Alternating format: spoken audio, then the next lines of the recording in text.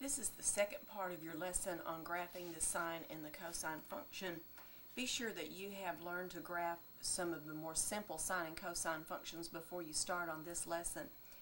We're going to start with an example using a circle graph just to illustrate some concepts from algebra for you before we get into the trig functions. Notice I've said graph x squared plus y squared equals 9, and also x minus 2 quantity squared plus y plus 3 quantity squared equals 9. I'm hoping that you recall this from algebra. X squared plus y squared equals 9 is a circle. This circle has a center at the origin, 0, 0, and it has a radius of 3. We get that 3 by taking the square root of 9. The second equation is also a circle.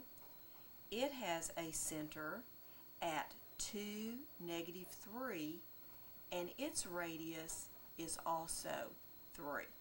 So if we were to graph this first circle, if it has a center at 0, 0 and a radius of 3,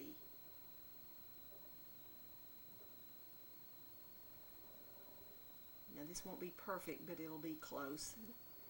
Our circle would look something like this. Now, if I graph the second circle, my center is at the point 2, negative 3, right here. And if it has a radius of 3, then I'm going to go, missed that one, 3, and graph this circle. What I'm wanting to illustrate here is that the two graphs look alike, don't they? This graph looks like this one. It's just been moved over. And what has caused it to move, let's say it's just been moved. What caused it to move were these parts right here. If I have something added or subtracted to x, it moves me left or right. If I have something added or subtracted to y, it moves me up or down. Now, let's see how that relates to our trig functions. We want to graph y equals the cosine of the quantity x minus pi over 4. Now, in your previous lesson, you learned how to graph something like cosine of a number times x. Now you'll notice we have a number subtracted from x in this case. Some of the things that we learned the last time will still apply. For instance, the amplitude of this graph is still going to be 1 because there's not a number here multiplied times the cosine function. The other thing that I want you to notice here is that we can take the argument of our cosine function, x minus pi over 4, and put it between 0 and 2 pi, just like we did before, and solve for x. Now this time, instead of multiplying or dividing to solve for x, we're going to need to add pi over 4. So if I add pi over 4 to 0 and add pi over 4 in the middle, I get x. And 2 pi is the same thing, remember, as 8 pi over 4. So 8 pi over 4, if I add a pi over 4 to that, I get 9 pi over 4. This tells me that one cycle of my graph will extend from pi over 4 to 9 pi over 4. Now, I'm going to get some estimates here. Pi over 4, since pi is about 3.14, is roughly 3/4. So I'm going to make a little mark somewhere close to that. We can't be necessarily exact, but we can get some idea. 9 pi over 4, I'm going to do that one with my calculator. 9 times pi divided by 4 is about 7.1. 2, 3, 4, 5, 6, 7. It's just going to be about where that arrow is, about right there.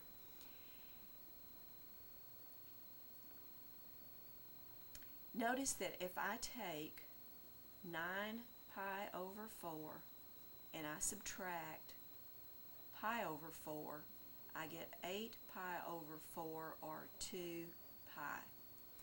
My period is still a length of 2 pi. Now, why did that happen? Do I have anything multiplied times x? I do not. It's only if we have something multiplied times x that we have a change in our period. The period has not changed. It's still a distance of roughly 6.3 units. What has changed is that instead of my period going from 0 to 2 pi, it has been shifted to the right a distance of pi over 4. And what caused that shift is this thing right here. So by subtracting pi over 4 from x, we have shifted our graph to the right.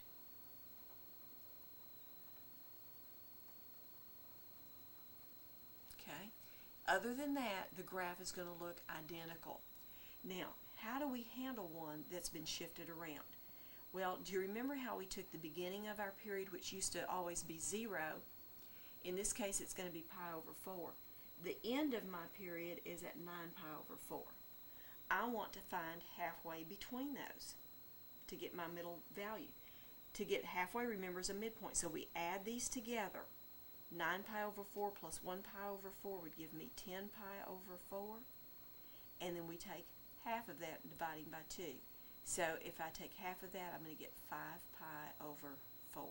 So halfway between here is at 5 pi over 4. And if you'd like to use your calculator, you can say 5 times pi divided by 4 is about 3.9.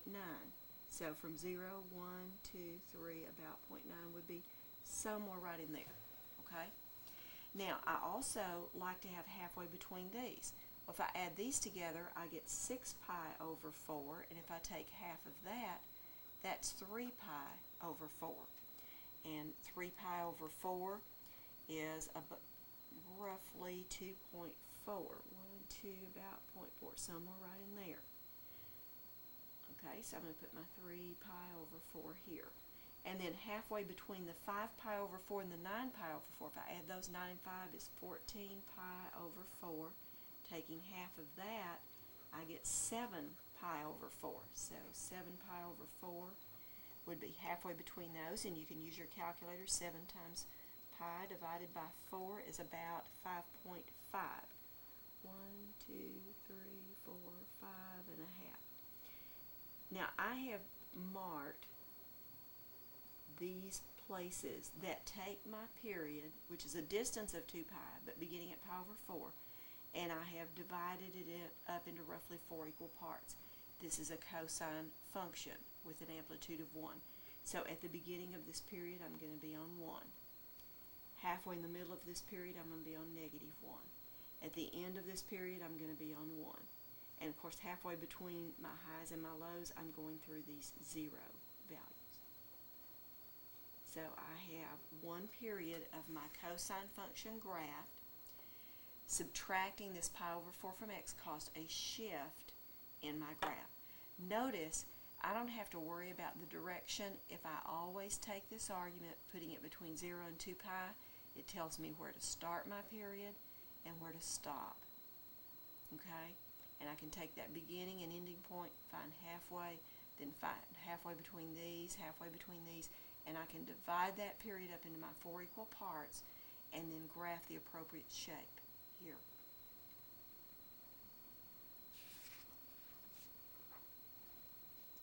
Graph y equals the sine of x plus pi over 3 minus 1.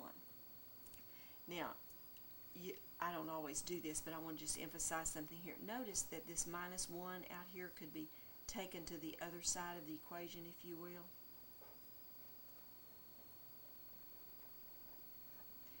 I have something added or subtracted to y as well as added or subtracted to x. That means I'm going to shift not only horizontally, but I'm also going to shift vertically. Basically, I'm going to shift to the right pi over 3 and down 1. Usually what we do, though, is we start out, as we've done before, thinking about amplitude. I do not have anything times this sine function, so my amplitude is 1. Now, this part in parentheses is my argument. So x plus pi over 3, I'm going to put between 0 and 2 pi, just like we've been doing. Now, to solve for x, I need to subtract pi over 3, don't I? So, if I subtract pi over 3, I'll get a negative pi over 3. I'll get x in the middle. Remember, 2 pi is the same thing as 6 pi over 3. And if I subtract 1 from that, I get 5 pi over 3. Did you follow that?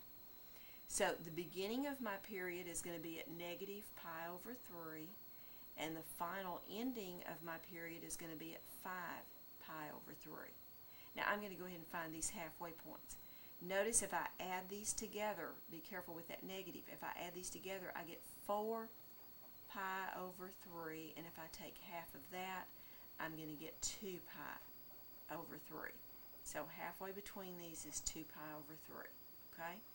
Now, halfway between negative pi over 3 and 2 pi over 3, if I add these, I get 1 pi over 3, and if I take half of that, I get pi over 6. Okay? Halfway between these, if I add these, I get 7 pi over 3, and if I take half of that, I get 7 pi over 6. These are the x values that will divide my period into those 4 equal parts that we were talking about.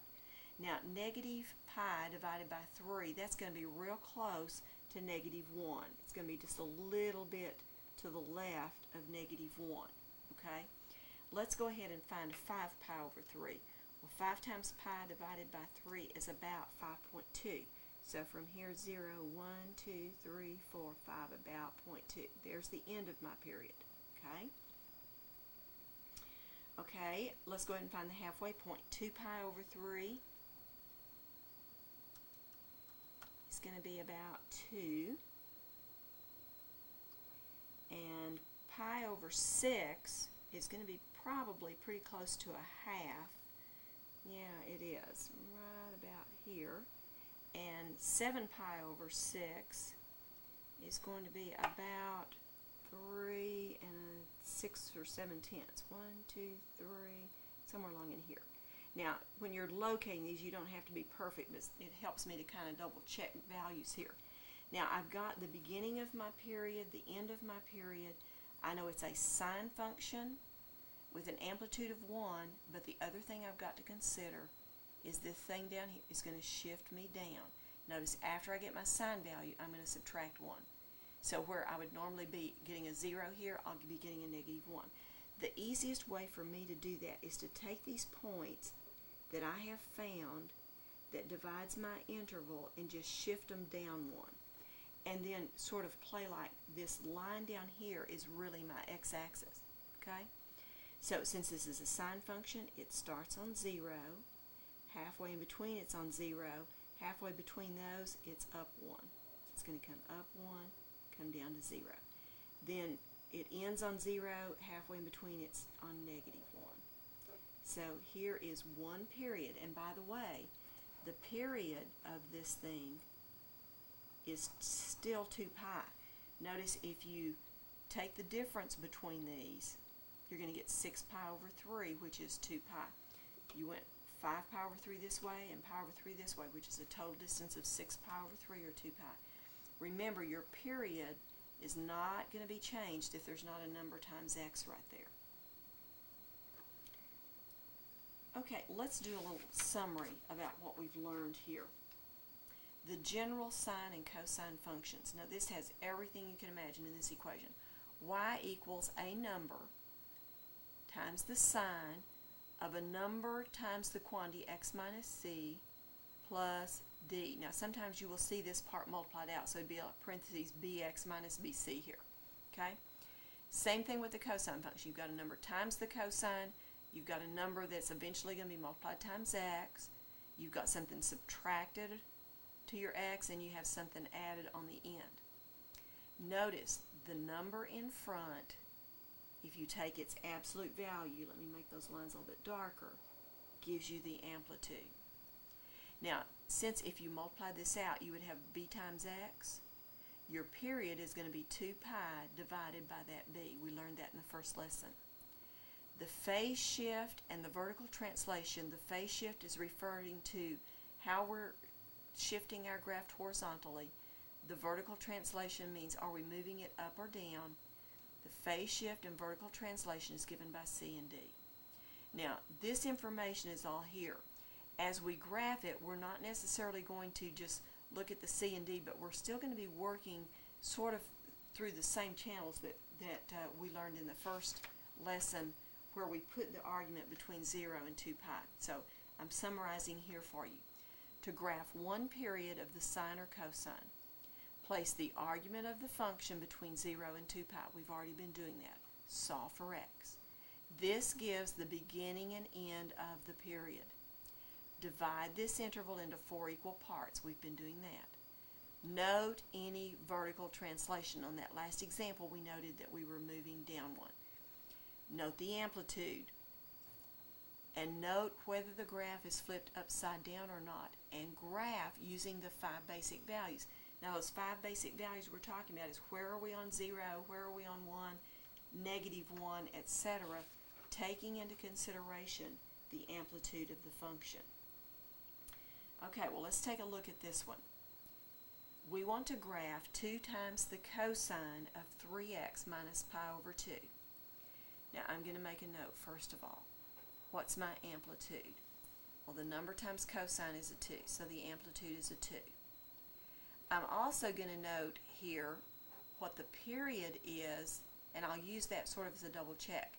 Notice I have a number times x here in the argument of my function.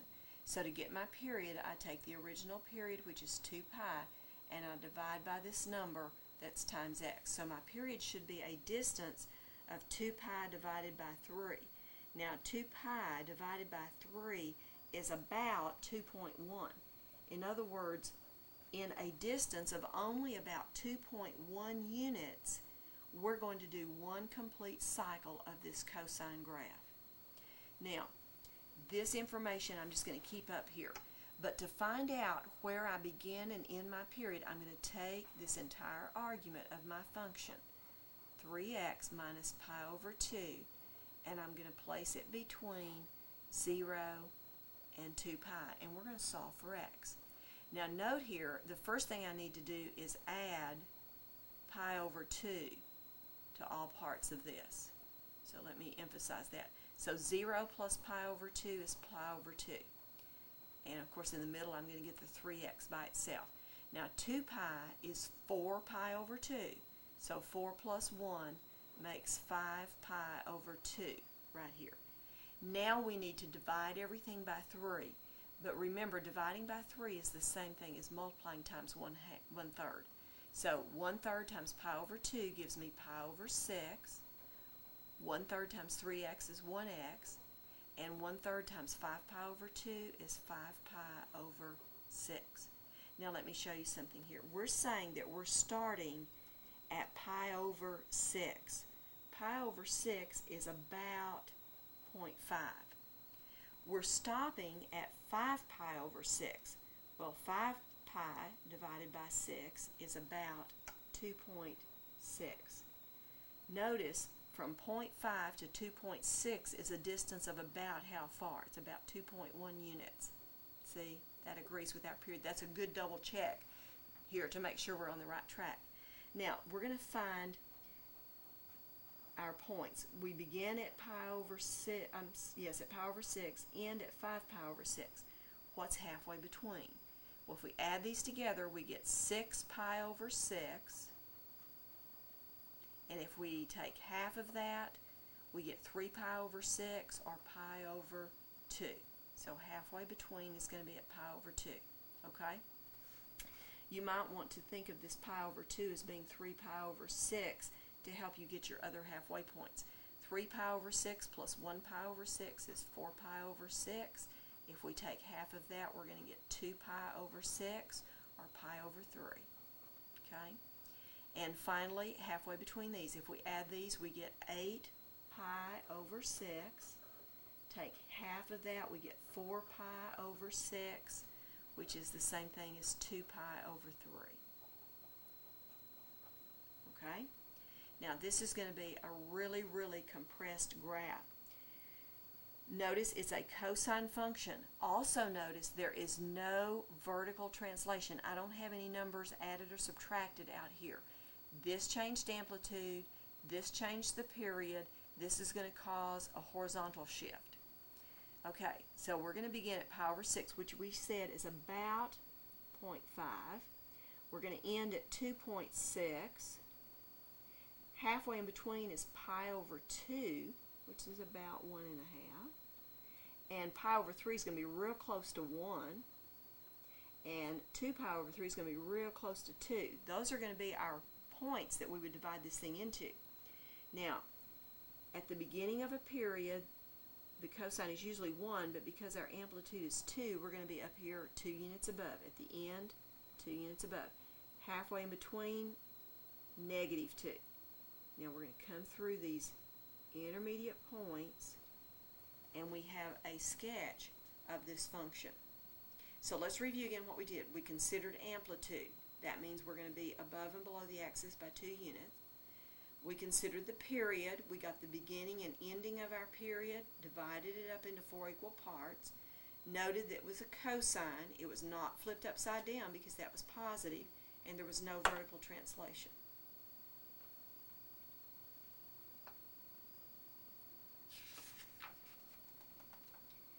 Graph y equals -2 plus 4 times the cosine of 3x. Now, I'm going to emphasize this by rewriting this a little bit. We could say 4 times the cosine of 3x, subtract 2, couldn't we? After we find the cosine and multiply by 4, we're subtracting 2, which is going to do what? It's going to move us down 2 units. We are going to have a vertical translation. Now, this number here is times cosine, so what is our amplitude? It's going to be 4, isn't it?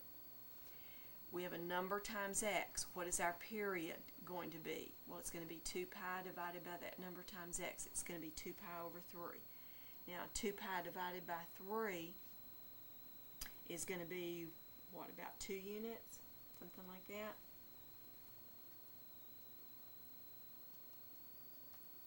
About 2.1.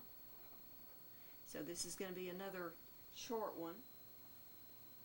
This time we have a vertical translation, so I'm just going to make a note. Vertical translation is down 2. We're going to go down 2, okay? Now, let's get the beginning and ending of our period. Our argument is 3x, so we're going to put 3x between 0 and 2 pi. Dividing by 3, we get 0 is less than or equal x is less than or equal 2 pi over 3. You'll notice we did not have a horizontal shift this time. Why not? There's nothing added or subtracted to x, is there? That's probably the reason they put this first. Sometimes when students see this, they think this is being subtracted from this x. It's not unless there's parentheses there. You need to be sure you understand that. So our period is going to begin at 0. It's going to end at 2 pi over 3, which is about 2.1. Now, if I begin at 0 and I end at 2 pi over 3, halfway between that is pi over 3, isn't it? And halfway between that, if I take half of this, is pi over 6. If I add these, I get 3 pi over 3, or pi divided by 2 is pi over 2.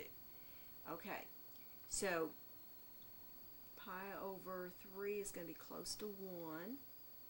Pi over 6 is going to be close to a half. And pi over 2 is close to 1 1/2. Those are our little points.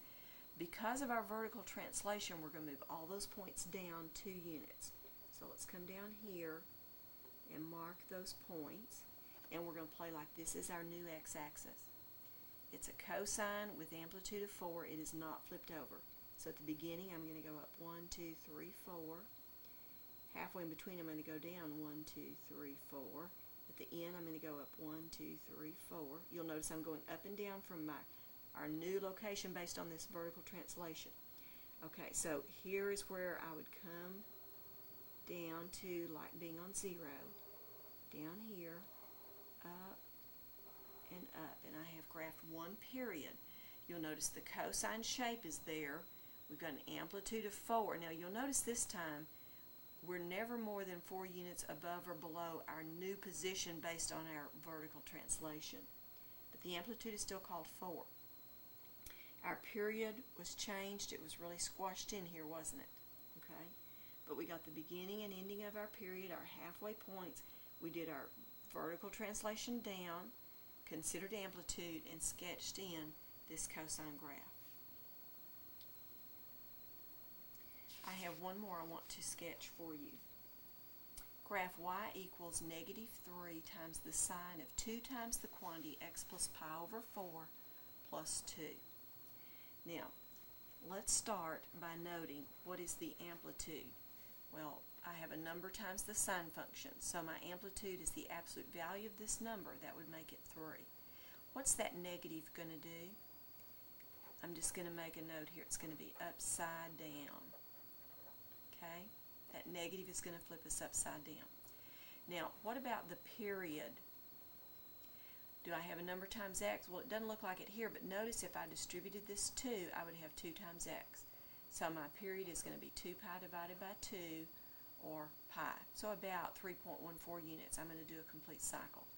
Since I have something added to x, I'm going to have a horizontal shift.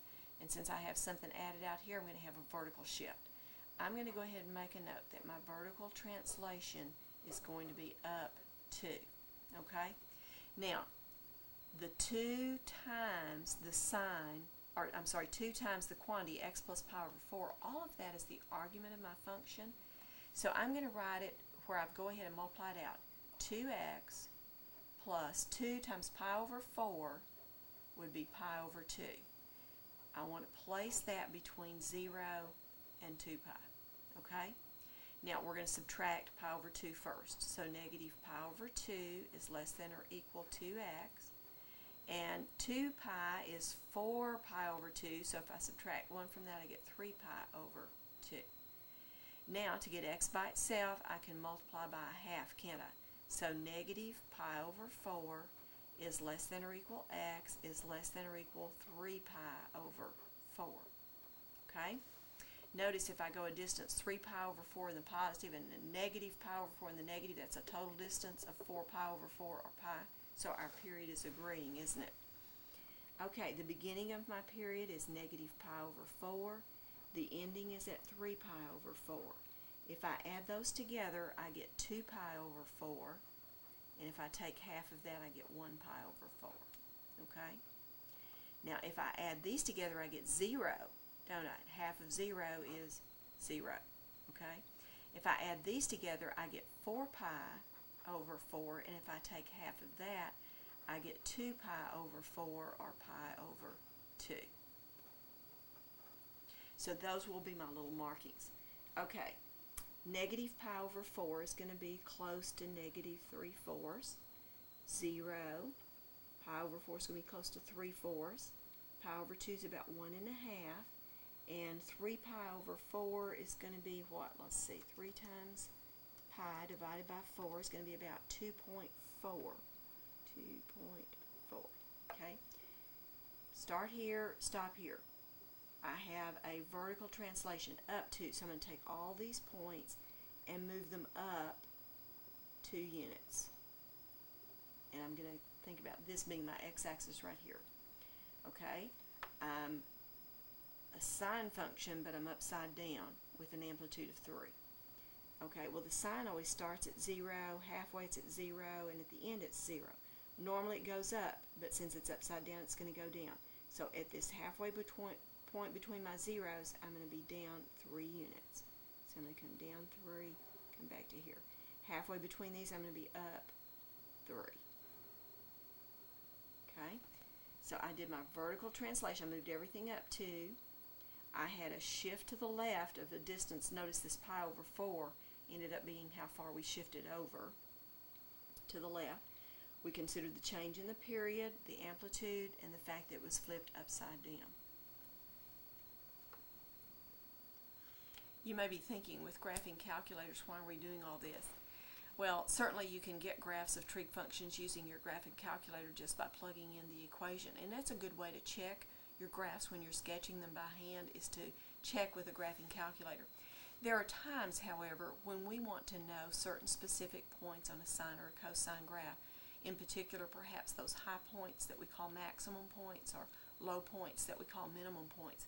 And so we have been through the process here where you can actually find those points. And I'm sure as you graph more and more of these and sketch them by hand, you'll get better at this process of noting amplitude, finding the beginning and ending of your period, and getting that thing divided up into 4 equal parts so you can sketch in the basic characteristics of your sine or your cosine.